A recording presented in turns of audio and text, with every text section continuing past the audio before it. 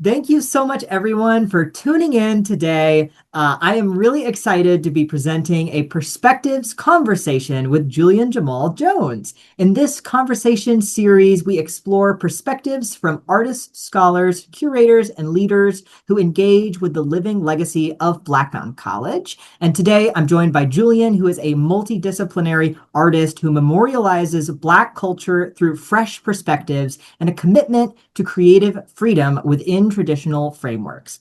Drawing from the historical lineage of African American quilting, Julian employs abstraction and vibrant color to both honor tradition and to also reframe it, bypassing preconceptions and opening conversations around his lived Black experience. We are so pleased to have one of Julian's works on view as part of our summer 2026 exhibition, Black Mountain Collage, exploring the medium of collage throughout the history and legacy of Black Mountain College. Julian, thank you so much for being here today.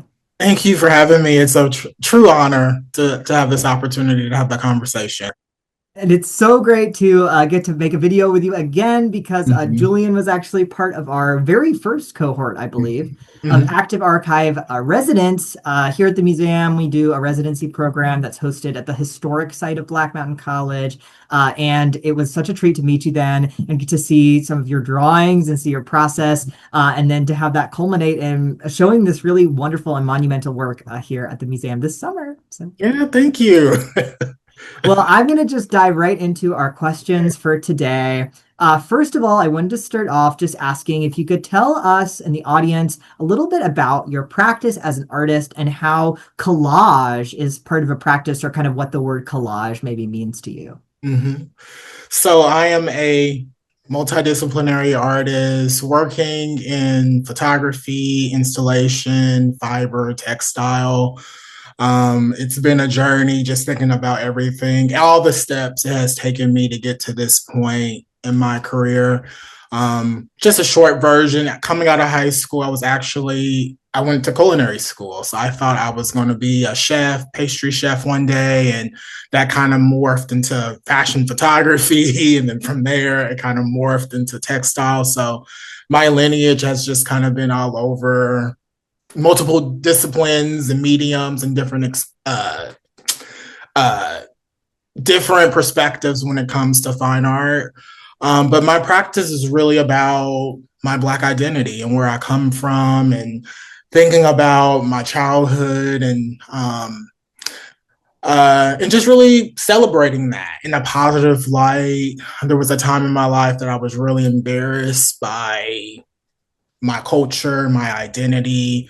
And the older I got, the more mature I got, I just started to love the rap culture, the jazz culture. My dad was he wasn't a musician, but he was a DJ in his early 20s. So I was always around music and jazz. I was raised in the Black church. So religion, Christianity is a big part of my practice. So I just say it's a melting pot of just all avenues and all of everything that I've experienced and witnessed throughout my life. But in a way, I kind of changed that. I kind of flipped that into more of like a coded symbolic language.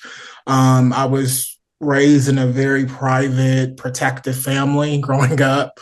So there was a lot of things that my peers could do, but I couldn't do. Some TV shows my parents wouldn't let us watch. And honestly, we couldn't really listen to hip hop and culture. They were just trying to protect us from that world. Um, so it's just a lot of things that I've kind of just really accepted within my identity. And now I've just as a 33-year-old artist, I just feel very not happy, but I just feel very honored to just celebrate my culture and just do it the way I want to do it. I'm a big believer in breaking codes, breaking rules. I don't want to follow the traditional form. Um, but let's talk about quilts. You're probably wondering, how did I get into quilting? So my grandmother was a quilter, and then my great grandmother, Grandma Elsie, was a quilter as well. And there was a lot of things that I learned about my great great grandmother Elsie in graduate school when I was studying at Cranbrook.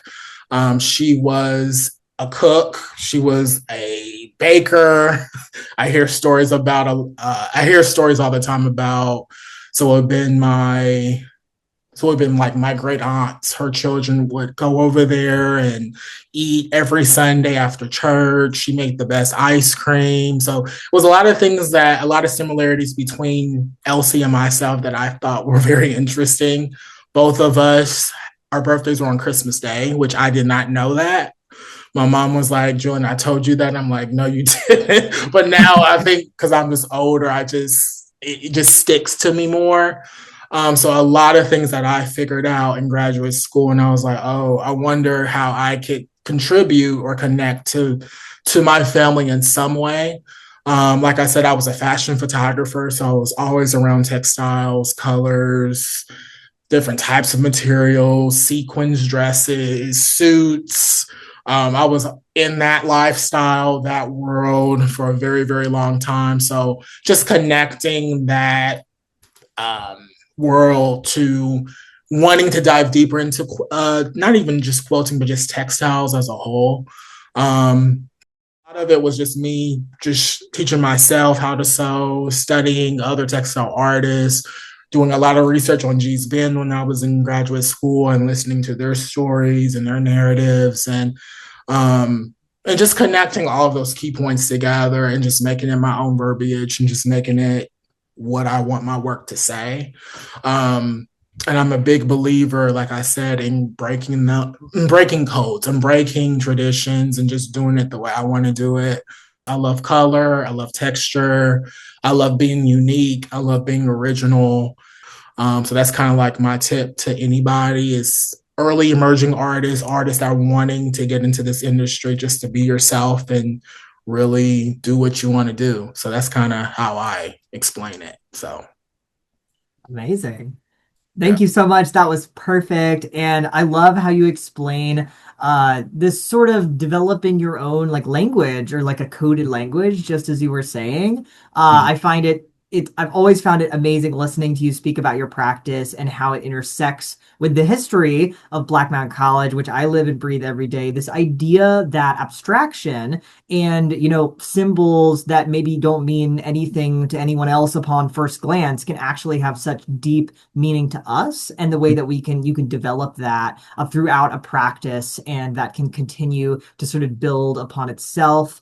Mhm. So I would love to just continuing into our next question to ask you a little bit about that, about this idea of sort of reconfiguring and cutting up and collaging your own works, your drawings, to create this visual language. Can you tell us a little bit about that, about the inspirations behind the gestures and the colors that appear in your work that are so distinctive? Yeah. It's something that I've kind of just like dove deep within. Um, and I don't want to say like it was something that, again, well, it is something that I birthed. It was something that I came up with, but um, I always did oil pastel sketches. It was something, a part of me that I've always done growing up. It was something that I'd never really shown people. It was just more of like an intimate process between me, a way for me to express myself in a visual way. I'm a person that really doesn't like to show emotion. I like to keep all of my emotion in. So doing sketches throughout my life has just been a way for me to just release those things and really just and then in a way it kind of makes it and then react to. I guess in a way it's like for me to react, for me to express myself. If I saw something on TV that I did not like, it was a way for me to like, okay, let's I know you're upset, but let's figure out a way to express that in some way. So for me, and it just took years of me just developing that style and I used to like doubt it in a way because my work really didn't look like other abstract artists, and I wasn't using acrylic paint, I wasn't using oil paint. Like, and I think that's why I was so nervous to put it out. But when I got to graduate school, I thought to myself like, oh, I wonder what this would look like if I actually incorporated my oil pastel sketches back into this collage process of quilting. So I just did it. It was a lot of tests and error, and it was a lot of sleepless nights. It was a lot of like wanting to give up on that, but I knew that if I could figure this out, that it would get the proper validation that it deserves. And again, for me, and this kind of goes back to just me as a person. I'm a very, again, like I'm a very private person. I'm an introvert. So people that really know me know, like, if I want to do something, I'm going to figure it out. That's just something that my close friends know about me. I don't think anybody else would know that. Um, so again, I kind of have this vision of like, okay, let's try it. And I'm going back to like the basics, the fundamentals of photography. I studied photography, scanning, um, printing on fabrics, saturation, Photoshop, all of those technical terms. So I was very comfortable in that sense. And it was just something that I kind of just thought about and marinated on, and it just kind of developed over time. And I tell people too, like, I'm an emerging artist. I figure something out about myself every day.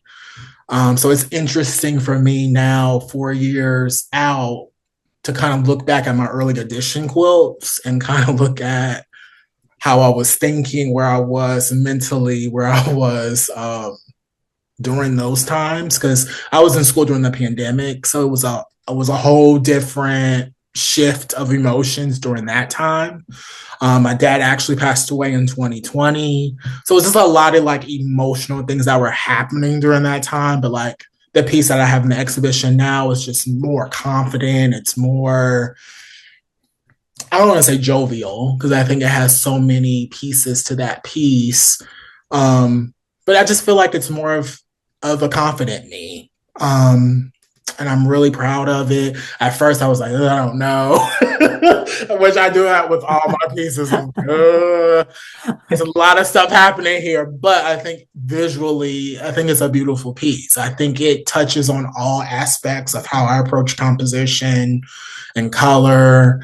Going back to like the early editions of my black and white stripes, really playing homage to like the fashion that I love. And so I think the piece now, like when I look about it now, it really shows and speaks on where I'm at emotionally right now with everything that's happening in the world and politics and the political climate that we're in. So overall, I love the piece. But to answer your question, when it comes to collage, collage is obviously a big portion of my practice. Overlapping of thoughts and emotions, layering of thoughts, and kind of combining it together, cutting it up, and just piecing all of those oil pastels that really meant different things. I think that's so interesting about my practice is that each oil pastel may have a different meaning. So, like one pastel sketch could be a reaction to a Bible verse. Another one could be lyrics to a jazz song. Another one could be just how I'm feeling that day. Another one could be an inspiration piece that I looked at from my favorite artist and just replicating that in my perspective. So when you have like 6 oil pastel sketches that mean something different, and I'm collaging those up and putting them back into a piece with a new meaning on top of that, it's just this layering effect, which parallels to my love of fashion styling, layering of clothing, going back to like childhood memories of just how my dad was, how my mom was, and music of layers and context. And so it definitely is like an echo thing within my practice, layers, collaging. And I think now that I have the opportunity to create quilts that I stand by and that I love, it's just a way for me to really capitalize it and just really be proud of what I'm putting out. So I don't know if I answered your question. I was No, that was perfect. That was perfect. I love how you described it. So it just resonates so much, I think, with the process behind a lot of the works that we see in our collection here at the museum, and like these artists who were at Black Mountain College with this really sort of way of approaching art making, like just as you said, like I'm gonna figure it out. Like it's gonna be I don't know exactly what it will look like, but I'm gonna figure out how to execute it. And I think so interesting what you describe about your process. The oil pastels make their way into the quilt, right? But there's a stage in between, and that's photography and color editing. And these things are so much aligned with the various experimental techniques that we see represented in the exhibition. Like I'm thinking about like artists who are taking photographs, cutting them up, relayering. Artists who are, I think about Susie Gablick, who's in our exhibition, who makes these incredible collages. I'll put one up on the screen that are made out of found, imagery from magazines, from various sources. But when she creates these compositions, she doesn't have enough material to create a full and total composition, right? There's just like not enough stuff from the scene and the magazine. So she just paints the rest. And she just like photorealistically paints in the rest. And it's very much a spirit of like, I want this to be a certain way, and I'm going to figure out how to do that, even if it involves crossing mediums that perhaps have never been crossed before and coming up with an experimental process that's Mhm. maybe completely and utterly unique. So I love the way that you kind of described and explained your process. I want to ask you about the concept of memory, but before that, since it feels like a very natural segue, I want to ask you about the piece that's in the show. And if you could just tell us a little bit about that work. And I know you were just mentioning how that work is a sort of a reaction to the times that we're living in and your emotions in this time. And it's interesting because the piece does have such a bright and, yeah, almost jovial, inviting sensibility to it. But I love for you to dive into the piece a little bit. I loved what you wrote about it on Instagram and give us just a little taste of like some of the concepts that are animating this quilt that's in the museum right now. Yeah. Lately, I've been kind of struggling with like deja vu, things that I felt like have happened before, but really haven't happened. So it was just one of those situations where it was like, I felt this before. And I think that's the beauty behind abstraction because I don't have to explain it. It's not supposed to really be explained. At least that's how I take abstraction. I'm putting the work out and I want my audience to kind of associate themselves within the work. But me, the maker, you know, I think that piece definitely touches on different points, different parts of myself from different times of last year, maybe the year before, grieving about my father. I think a lot of things that are just kind of happening privately within my life. I feel like my work evolves because it's just I react to what I consume on a day to day basis, what I'm listening to. But I definitely wanted, knowing this was the first time for me to ever to exhibit work at Black Mountain. I wanted to make a statement piece. I wanted it to be a piece that people would stop and stare at and be like, what is actually happening here? There's a lot of things happening. I see a lot of gestural marks here. I see a lot of colors here. What is happening? That was my intention. That's what I wanted the work to do. And you see within the piece, you have that black section, the black abstract sketch that I threw in there to kind of throw it off. You see the black and white stripes on the left hand corner of the piece and kind of mirrors like the middle top piece. So there's a lot of strategy, and a lot of my references are just eternal things that I've just kind of slept on, dreamed about, things that I've seen previously that I kind of just keep in my mind. For this piece in particular, because I would say this piece was more emotional based, a lot of emotions that kind of, if I'm creating a piece that's on like music or something like that, those lyrics are in my mind. I've listened to it over and over again, and it's just easy for me to create a piece that's based on music. But another thing too, I think I'm kind of jumping all over the place here. This was the first piece that I really focused primarily on emotions. And I think that's why it was so hard for me to really execute it. It took me a long time to do this piece. It took me about 2 months. I feel like I was taking risks within the piece that I normally don't take. I think it does have a busy element to it, but it has a beauty behind it that I really, really like. But it was a challenge to create this piece because it was primarily based on emotions, previous emotions that I've already experienced and have never really touched on before, if that answers the question. Totally. And Um, yeah, yeah. it's a great honor to be exhibiting a work that was challenging for you and that you feel is very much Yeah, risk taking. I yeah. mean, yeah, talk about the spirit of Black Mountain College, taking risks and challenging ourselves.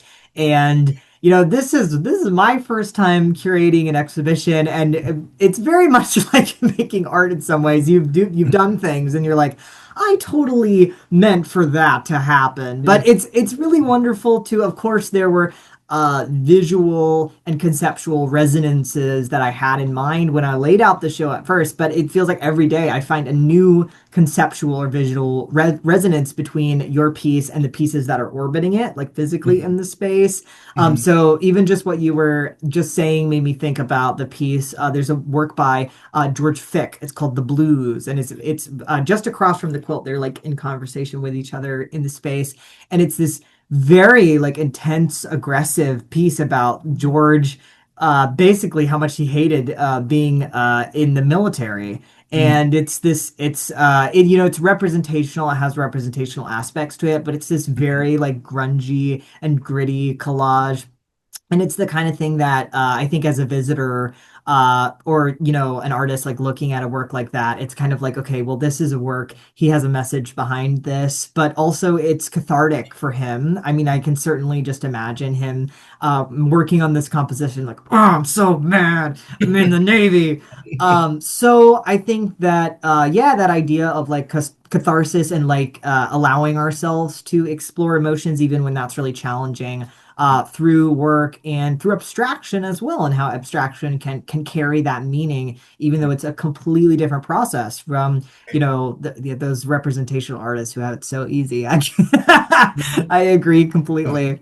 Mhm. So this kind of brings us into the theme of memory. You were talking a little bit about that, and there are also, so many artists in this exhibition as we're exploring broadly the idea of collage. Like, how is the idea of collage or recombining things, quilting things? How's that different from painting, from representational painting, but from painting, at large? And one thing I found so interesting is that artists are paying attention to the kind of aura of materials, like they're reusing materials from the past. The artist Mary Perks Washington, who we have on view in the exhibition, actually uses documents from her family, from the history of her family, many of which she found in her dad's attic. And they're sort of representing these remembrances of her own like childhood and her family history, but they're also able to convey this remembrance in a way that is different from how it would be if she just tried to represent it with like a representational painting image. She does these watercolors to show, so it's sort of like, this is how I remember it and this is what it meant to me, but the documents are able to show a different side of that. And I was really interested reading some of her oral histories. She's sort of explaining like, sometimes my siblings or my parents had different recollections of certain events or certain places or memories that differed from my own. And so she's able to capture all those things in these works. And so I would love to just hear a little bit more from you about like this theme of like memory and what that means to you, and how maybe the idea of like memory is different from emotion, if that's a good prompting question, but sort of how that makes its way into your work. I think memory for me, why it's so important in my practice. I think for me, it's more about like celebrating like where I come from. And it was so hard for me early on to just accept that. um, and this kind of goes back to like being raised in a predominantly white neighborhood growing up. And it's just like questions of like why my parents wanted that to happen. Like, why would you want us to be raised in a predominantly white neighborhood? And I've had those conversations with my parents now that I'm older. And I think for them, it was just more about protection, protecting us from violence, gang activity, being on the streets. But another thing too is like it still had, to me, I kind of view it as like two perspectives. I think there was a beauty behind it. Like it was a memory, like memories for me. Um, I think shaped who I am as an adult now. It has shaped my art practice. It has shaped who I am, what I believe in. I feel like if it wasn't for those memories, I would never be the person that I am now. Um, and I think that's why like I care so much about it because I really appreciate my upbringing. I appreciate what my parents did for me. And a lot of people can't say that. So I guess in a way, it's more of like being blessed, thanking my parents for everything they've done for me. Not even just my parents, but like my family, my aunts and uncles, my grandmother, my grandfather. It's more about thanking them for everything they've done, all the sacrifices they have done. And for some reason, that just really means a lot to me in some way. Um, and it's crazy because I would have never thought in a million years that my practice, my fine art practice, would be so much about memory. It was just crazy that I would even go back. But I think a lot of it too was like during COVID, it was a lot of things that were happening, a lot of deaths, family deaths. My dad passed away, not from COVID, it was another illness. But I think that's what kind of switched it for me. It was like, life is a blink of an eye. You can be gone, you can be here now, tomorrow you can be gone. That type of sense that I kind of got from it. So it's more of like embracing everything, that all the people that have helped me get to where I'm at now. That's kind of where my next exhibition is kind of heading. It's more about the celebration of Christianity, where I'm at with that, celebrating just who I am as a person. And that show is large pieces, large quilts, large colors. So that's kind of where I'm at right now in the tenure of my practice, is just really being celebratory and thanking God for all the blessings he has done for me, my family.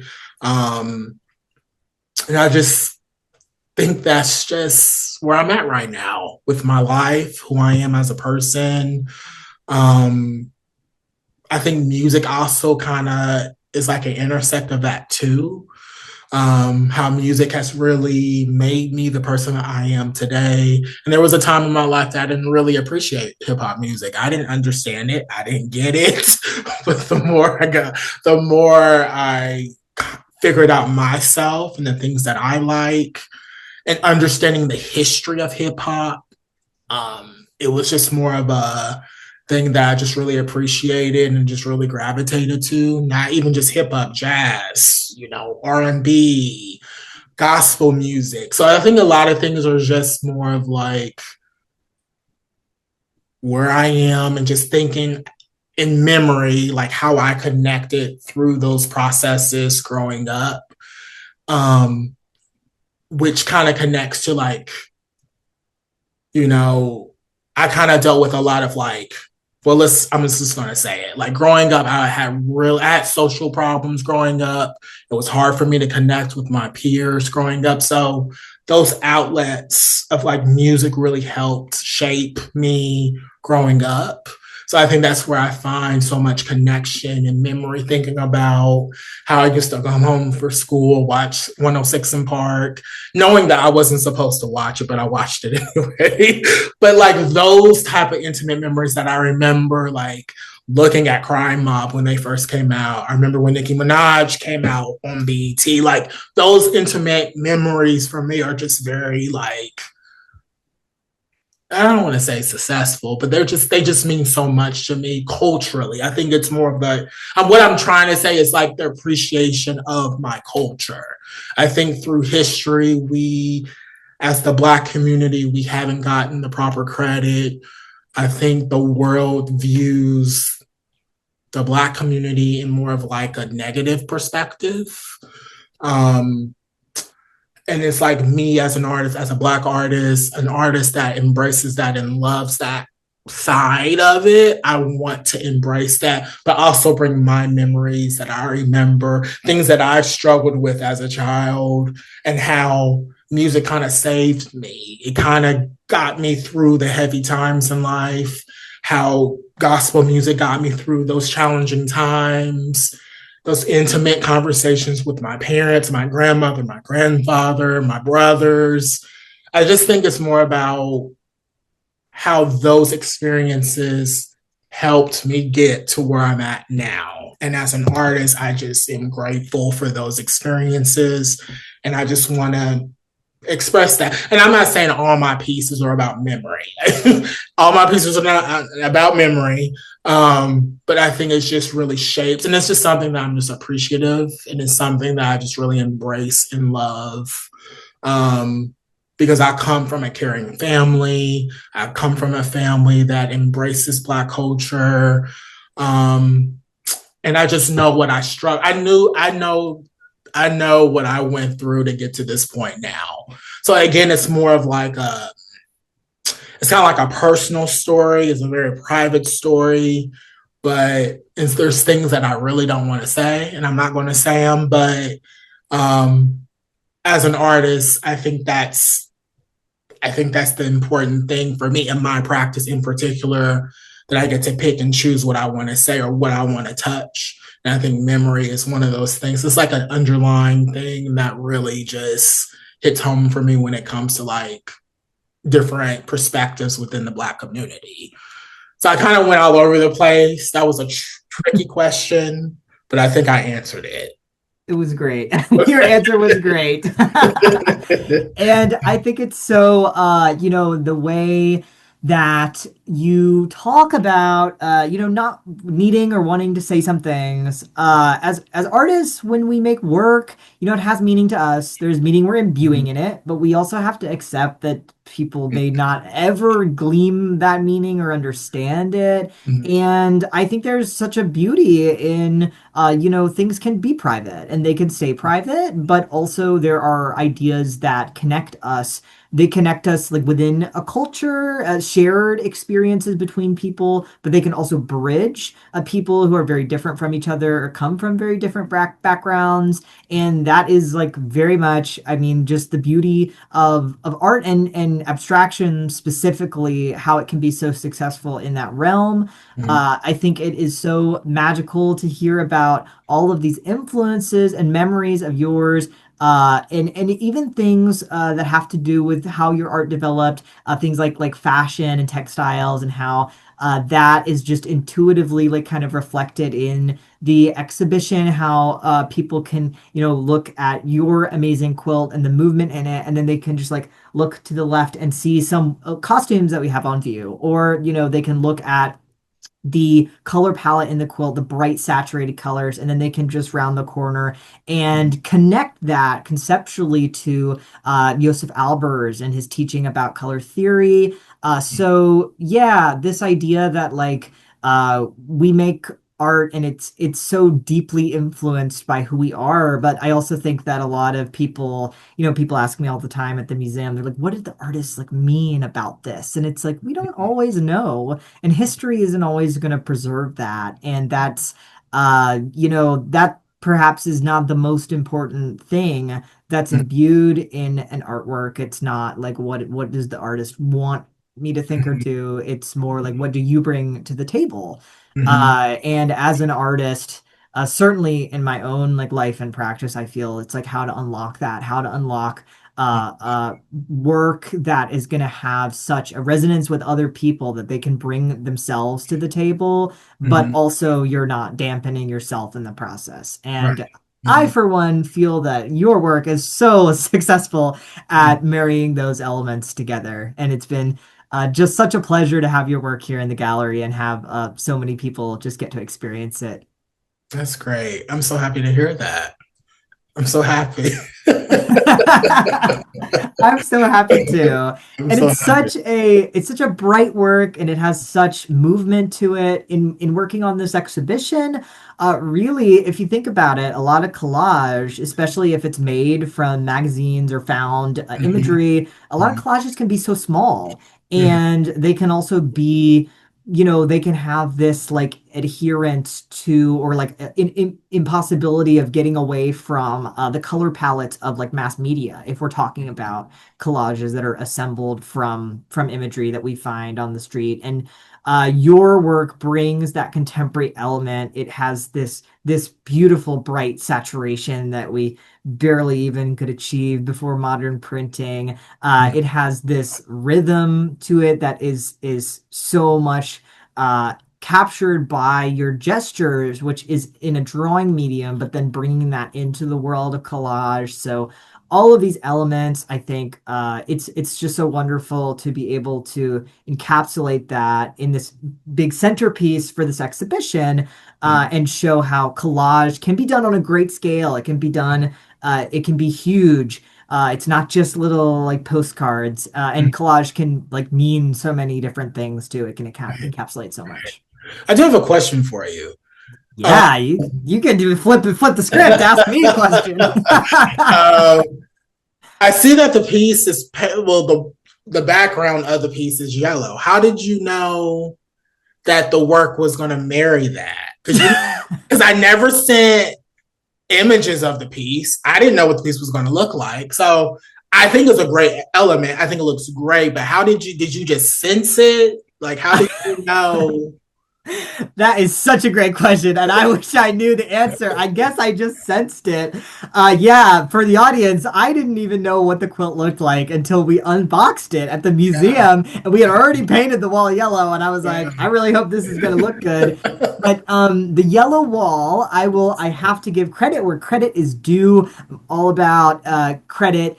We had a bright yellow wall. It's actually the same paint color in a previous exhibition called Black Mountain College in Mexico. That exhibition was so amazing and really inspirational to me when working on this show. All of our shows are different here at the museum. Like we never do the same thing twice, but that particular exhibition, it's had contemporary work and historic work in this very non-chronological dialogue. And it was very much, I saw the experience of so many visitors going into the museum and they came in and they were like, I'm expecting to see some Black Mountain College stuff. And they came out and they were like, I see this like constellation of how the history influences the contemporary world in a new way. And so, anyway, in that exhibition, there was a bright yellow wall and it had a really big piece hung in the middle of it. And I just thought it was so amazing to have a pop of color that comes from the actual paint that we're putting on those movable walls and how it will just like completely change the footprint of the exhibition and how it reads in the space because we want all of our shows to have a different feeling. We want when you come in to feel like, oh, this is a new show. Like I'm about to learn something new. So yeah, our previous show had a very different color tone, and I just was like, I think that we should do the big yellow wall again, and I think that the quilt should be on it. And I just hoped to all of the forces that be that the color palette was gonna match up, and I feel like it did It so did. I well. think it does too. It looks good. I love it. Yeah. And the works that are in, so there's these two costumes that are created by the Swanatopia Experimental Art Club, which is based right here, Western North Carolina. Mhm. And I asked them to make work for the show, which I also did not see until like almost when we installed it. Uh-huh. And but their works are themed around bees and this idea of how bees have like a dance communication with each other, like they speak through movement. Mhm. So the costumes are like wearable collage inspired by bees.